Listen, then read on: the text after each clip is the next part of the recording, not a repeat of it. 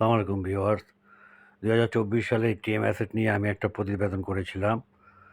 এই টিএম অ্যাসেটে বসুন্ধরা আবাসিক প্রকল্পের plot number ৭৩৩, plot number ২২, block J.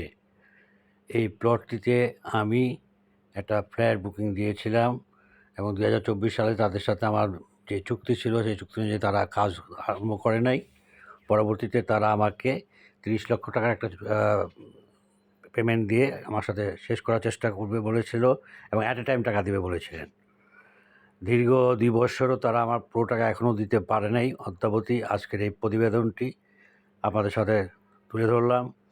দেখুন, এখনও তারা তাদের কাজের যে অবস্থা, আগামী ৩ বছরে এই কাজ সমাধান হবে কিনা জানি না। আচ্ছা, সেটা আমার জানার কথা না। আমি আমার টাকা পেয়ে গেলে আমি তাদের সাথে আমার কোনো শত্রুতাও নেই, কিন্তু তারা আমার টাকা অদ্যাবধি পরিশোধ করে নাই বিধায় আজকের এই বিশেষ প্রতিবেদন।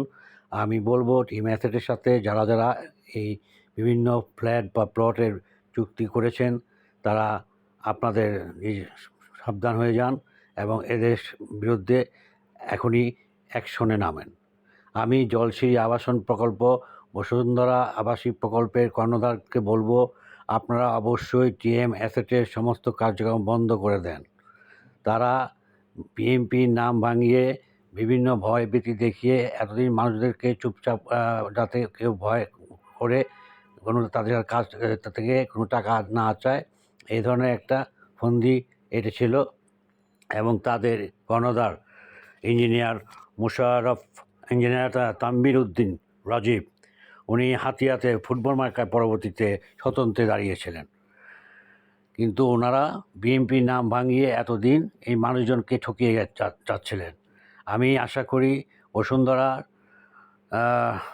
কর্ণধার এবং জলসিরি আবাসিক প্রকল্পের কর্ণধার যারা আছেন, এই টিএমএসের সমস্ত কার্যক্রম আপনারা বন্ধ করে দেবেন এবং আমাদের টাকা পয়সা না পাওয়া পর্যন্ত এই কার্যক্রম সম্পূর্ণ বন্ধ থাকবে।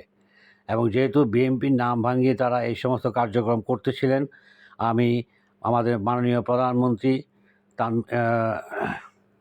তারেক রহমান স্যারকে বিশেষ দৃষ্টি আকর্ষণ করছি, এই কোম্পানির দিকে জন্য একটা দৃষ্টান্তমূলক শাস্তি প্রদান করা হোক এবং আমাদের এই অবস্থান থেকে মুক্তি জ্ঞাপন করুক।